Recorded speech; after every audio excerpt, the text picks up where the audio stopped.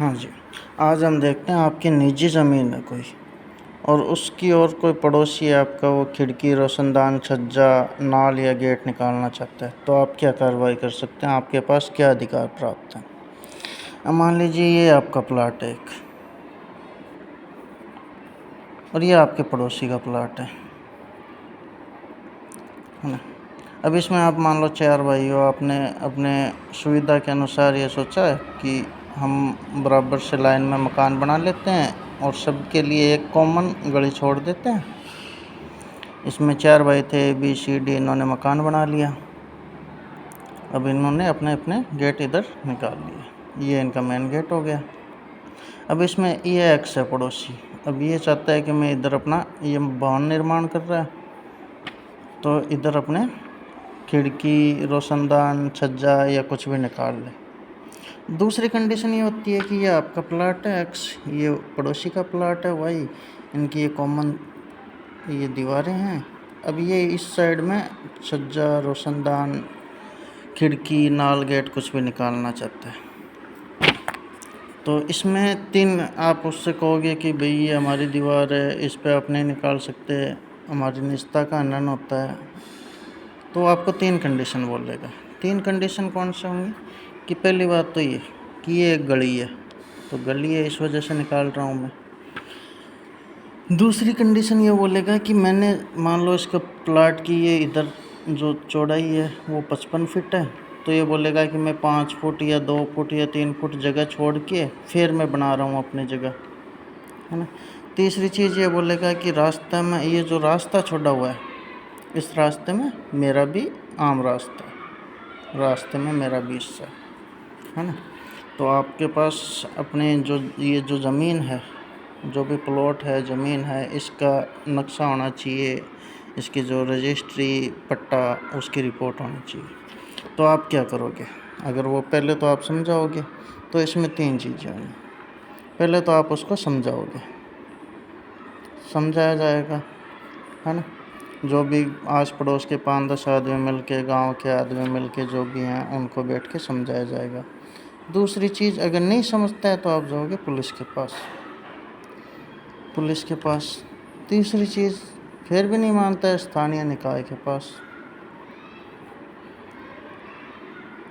और चौथी चीज़ है, फिर आप जाओगे कोर्ट में। अगर समझदार आदमी है तो आपका 50 से 60% काम वहीं हो जाएगा, मान जाएगा वो, है ना। उसको बोल दो भाई तेरे कागज़ लिया, जो भी हैं, रजिस्ट्री, पट्टा, जमाबंदी जो भी है वो ले आ, वो दिखा दो कितनी ज़मीन है, क्योंकि किसी की ज़मीन दीवार से खिड़की, रोशनदान, छज्जा निकालना अवैधानिक है, कानून के विपरीत है, ठीक है। अगर वो समझाने से नहीं मानता है तो आपको जाना है पुलिस के पास, पुलिस में एक रिपोर्ट देनी है लिखित में। अब आप 2 कंडीशन होंगी, अब आप पुलिस के पास जाओगे तो पुलिस ये कहेगी ये फौजदारी मामला नहीं है, फौजदारी मामला नहीं है, ये सिविल का मामला है, आप कोर्ट से स्टे लेके आओ, स्टे लेके आओ। तो कोर्ट से स्टे में तो 10 दिन भी लग जाएँ, 1 महीना भी लग जाए, 2 महीना भी लग जाए, तो आपको एक प्रार्थना पत्र देना है कि सेवा में श्रीमान थानाधिकारी, जो भी आपके पुलिस थाना लगे, वो ये जो पड़ोसी है इससे हमें इसको हमने समझाया, पर ये मारपीट पे उतारू हो रखा है और इससे मुझे और मेरे परिवार को जान माल का खतरा है, तो इसे पाबंद किया जाए, ठीक है। आप एप्लीकेशन दे दोगे, तो पुलिस को एप्लीकेशन देने के बाद में या तो पुलिस कार्रवाई कर लेगी, नहीं करती है तो आपको SP के पास जाके पेश हो जाना है एप्लीकेशन लेके कि भाई ऐसे ऐसे हमने एप्लीकेशन दी थी, मैं पड़ोसी वो दीवार हमारे घर की तरफ दीवार पे खिड़की, रोशनदान, छज्जा, नाल, गेट निकाल रहा है, तो उसको पाबंद करने के लिए हमने एप्लीकेशन दी थी, पुलिस उस पर कार्रवाई नहीं कर रही है और उस पड़ोसी से हमें जान माल का और भविष्य में बहुत बड़ी दुर्घटना होने का खतरा है। तो या तो पुलिस कार्रवाई कर देगा या पुलिस कार्रवाई SP कार्रवाई करने को कहेगा या पुलिस स्वयं ही कार्रवाई कर लेगी, तो उसमें पुलिस पड़ोसी को पाबंद कर देगी, पाबंद करके उसको SDM के पास पेश करेगी, SDM के पास पेश करेगी, तो SDM के पास पेश करेगी तो उसको ज़मानत करानी पड़ेगी, ज़मानत करानी पड़ेगी, और ज़माना एसडीएम उसको पाबंद कर देगा कि भविष्य में ऐसी कोई घटना कारित नहीं की जाए। फिर उसके बाद में आप क्या करोगे, आप उसके बाद में जाओगे कोर्ट में। कोर्ट में जाओगे कि भविष्य में आपको सिक्योर होना है इस चीज़ के लिए, तो कोर्ट में कौन सी में जाओगे, कोर्ट में कौन सी में जाओगे। तो सबसे पहले आपको देखना है कि ये एक तो फौजदारी कोर्ट होती है, फौजदारी कोर्ट होती है, एक सिविल की कोर्ट होती है, एक रेवेन्यू की कोर्ट होती है, रेवेन्यू की कोर्ट होती है। आप कौन सी कोर्ट में जाओगे, है ना। तो अगर आपका ये जो खेती की ज़मीन में आते हैं तो आप जाओगे रेवेन्यू की कोर्ट में, अगर आवासीय भूमि है तो आप सिविल में जाओगे, फौजदारी में आपका मामला नहीं बनता, ठीक है।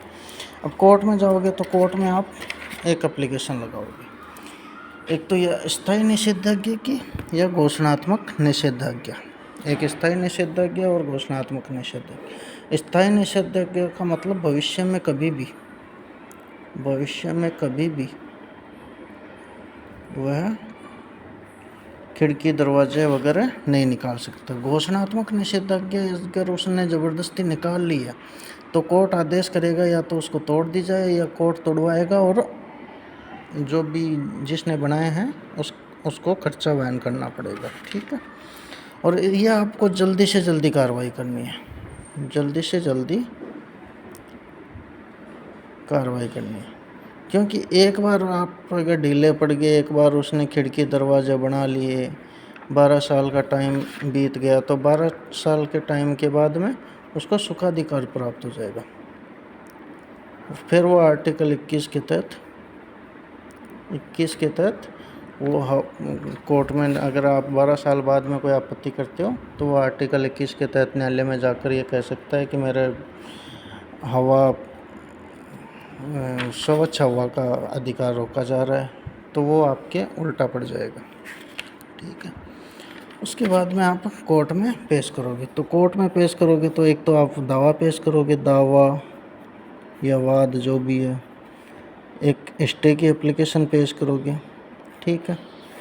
अब स्टे की एप्लीकेशन में पेश करते ही जितना भी निर्माणाधीन काम है उतना रुक जाएगा, आपकी स्टे पे बहस होके। कोर्ट में जाने से पहले आपको कुछ चीज़ों को ध्यान में रखना है। कोर्ट में जाने से पहले सबसे पहली चीज़ है कि आपके पास जो भी आपकी ज़मीन है उसके पूरे कागज़ होने चाहिए। आपको पूरा सिक्योर होके जाना है, आपको पूरी नाप जोख कर लेनी है। मान लो आपका ये 60 फीट का प्लाट है तो आपका 60 फीट यहाँ दीवार पे ही आ रहा है, यहाँ तो नहीं रह रहा, है ना।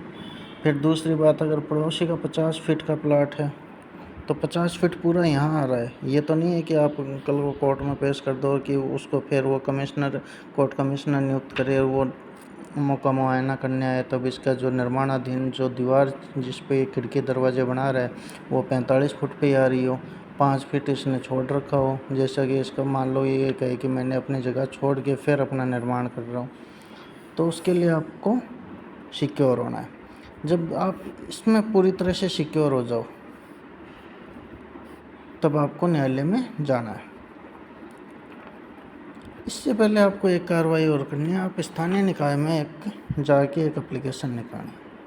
स्थानीय निकाय में जाकर एक एप्लीकेशन लगानी है। अगर गांव में हो तो ग्राम पंचायत में, या शहर में हो तो जो भी स्थानीय निकाय है कि ऐसे ऐसे हमारे पड़ोस में मकान बन रहा है, वो खिड़की दरवाजे बना रहा है, आप बिना परमिशन के वो मकान कैसे बना रहे हैं। क्योंकि गांव में हो या शहर में हो, कहीं भी हो, अगर ग्राम में है तो ग्राम पंचायत, या शहर में है तो जो भी नगर निगम नगर परिषद जो भी है उसकी परमिशन के नक्शा पास होता है, उसकी परमिशन के बिना मकान नहीं बना सकते।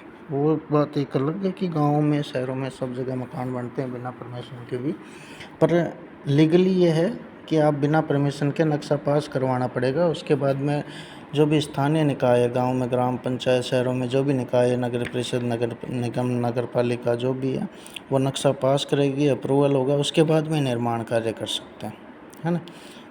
तो एक एप्लीकेशन आपको वो भी देनी है।